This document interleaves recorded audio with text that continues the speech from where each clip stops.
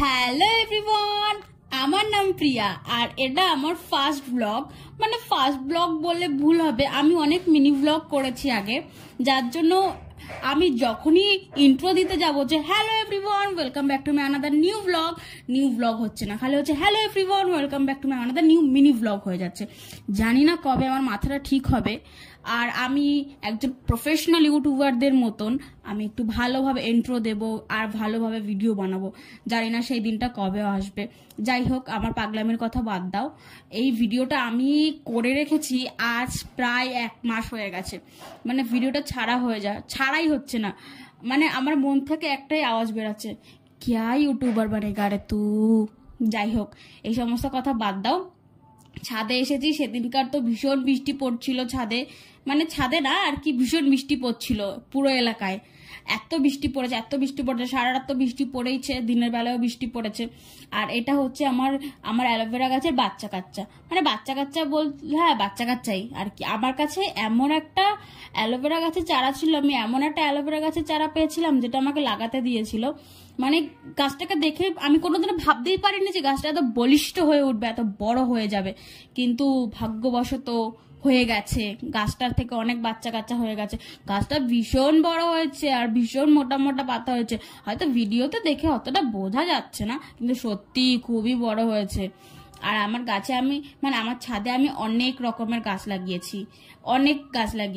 আমার ছাদে অনেক বড় একটা নীলকণ্ঠ ফুলের গাছ আছে।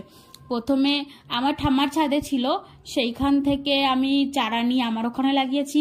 তারপর ঠাম্মার ওই আগের গাছটা মরে গেছিল, তারপর আমার কাছ থেকে চারা নিয়ে ঠাম্মা আবার লাগিয়েছে। আর এই জবা ফুল গাছটা দেখতে পাচ্ছ কত লম্বা, গায়ে পায়ে কিচ্ছু নাই আর ধার ধারাইয়া লম্বা হয়েছে। কিন্তু এরকম দেখলে কি হবে, গাছটায় ভীষণ জোর আর গাছটায় ফুলও ফোটে আর ফুল দিয়ে আমরা পুজোও দিই। আর নীলকণ্ঠ গাছের ফুলগুলো কিন্তু আমাদের নীলকণ্ঠ ফুলের গাছটা না বড় হলেও না কেমন একটা ফুল দেয় না, কি জানি কেন। দিনে হয়তো 2টো কি 3টে, বড় জোর 4টে, এর থেকে বেশি ফুল হয়ই না। আর এত বৃষ্টি পড়ছে, আমার বাড়িতে বড্ড ছাতার অভাব, যার জন্য আমি গামছা মুড়ি দিয়ে ছাদের উপরে এসেছি আমার পাড়া এলাকাটা দেখতে, যে আমার পাড়ার কি অবস্থা, ডুবে ঠুবে গেল নাকি মানুষজন। তারপর উপরে এসে দেখলাম যে না, সবকিছু ঠিকঠাক আছে, সবাই জায়গা মতন বসে আছে, সবকিছু জায়গা মতন আছে, সবকিছু ঠিকঠাক আছে। আর আমি এসে দেখছি, হে ভগবান, কার যেন পাম্প চালানো, পাম্প দিয়ে জল পড়ছে। আমার না জল নষ্ট হতে দেখতে কেমন যেন খুঁতখুত লাগে মনের মধ্যে, ভাল লাগে না, যে কি অবস্থা। আর এই দেখো, আমাদের বাড়ির পাশে একটা কাকা কত গাছ লাগিয়েছে না, অনেক ধরনের গাছ আছে। আর এখানে ড্রাগন ফল গাছও আছে, আখ গাছ আছে, সবেদা গাছ আছে, তারপর স্থলপদ্ম গাছ আছে, অনেক রকমের গাছ আছে।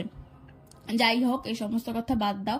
আমার পাগলামো শুনতে শুনতে তো মনে হয় তোমাদের কানটা ব্যথা হয়েই গেছে, কিন্তু কি করব বলো, ইউটিউবে ভিডিও যখন বানানো শুরু করেছি একটু সহ্য করতেই হবে তোমাদের। আর জানো তো, আমার কালকের মামা বাড়ি যাওয়ার কথা আছে, আজকেই যাওয়ার কথা ছিল, কিন্তু শিওর হলাম না যে হ্যাঁ আজকে যাই, তাই গেলাম না। কিন্তু কালকের আমি শিওর যাব, মায়ের সঙ্গে কথা হয়ে গেছে। আর তারপরে নিচে এসে দেখি বাবা রজনীগন্ধা ফুলের স্টিক এনেছে, দুটো স্টিক, মানে 2টো বান্ডিল এনেছে আর কি, স্টিকের বান্ডিল এনেছে। একটা ভাবছি ঠাকুর ঘরে রাখবো আর একটা আমাদের ঘরে রাখবো।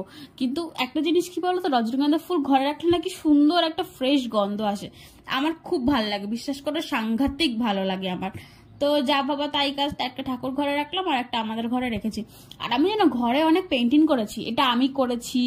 তারপর হচ্ছে কি একটা গাছ এঁকেছি, এই যে এইটাও আমি করেছি। আর বাদ বাকি যে কটা সব কটা আমার বোন করেছে, এটাও করেছে। আর এই কাপ আর পটের এটাও আমার বোন করেছে। It's tea time. আর এটা আমার মা বাবার ঘরে। আর আমার এই পুচকুটা জানো, যখনই আমাদের বাড়িতে পেয়ারা নেয় আমি ওর কাছ থেকে চেয়ে নিয়ে নিই, আর যদি নাও দেয় আমি ওর কাছ থেকে কেড়ে ভুড়ে খেয়ে নিই। মানে এটা রুটিন হয়ে গেছে আর কি। আর যা আমি বলেছিলাম মামা বাড়ি যাবো, এটা তারপরের দিনের ব্লগ। আমি মামা বাড়ির জন্য বেরিয়ে পড়েছি, আমি যাচ্ছি মামা বাড়িতে। এই ফার্স্ট টাইম একা একা যাচ্ছি। মানে আগে ছোটবেলায় মা বাবার সঙ্গে যেতাম, দাদু দিদা নিতে আসতো, কিন্তু আমি এখন এতই বড় হয়ে গেছি যে আমি একা একা যাচ্ছি মামা বাড়িতে। তো তোমরা দেখতে থাকো ব্লগটা। আর সত্যি কথা বলতে কি বলতো, আমি একটু ভয় ভয়ও পাচ্ছিলাম, কিন্তু ভয় ভয় পেলে কি হবে, মা বাবা দুজনে আমাকে বাসে তুলে দিতে এসেছিল। ভোরবেলা সকালবেলা ঘুম থেকে উঠে মা আর বাবা এসেছিল বাসে তুলে দিতে, আর কন্ট্রাক্টরকে বলেও দিয়েছিল ওকে জায়গা মতো নামিয়ে দিও। তা আমি একাকারই নেমে গেছি, আমি ভয় পাইনি। আর তারপরে বাসের থেকে নেমে ভাই আর বোনের জন্য কিনেছি একটা মাজা, তারপর কিনে টিনে টোটোতে উঠে মা বাড়ি চলে গেছি।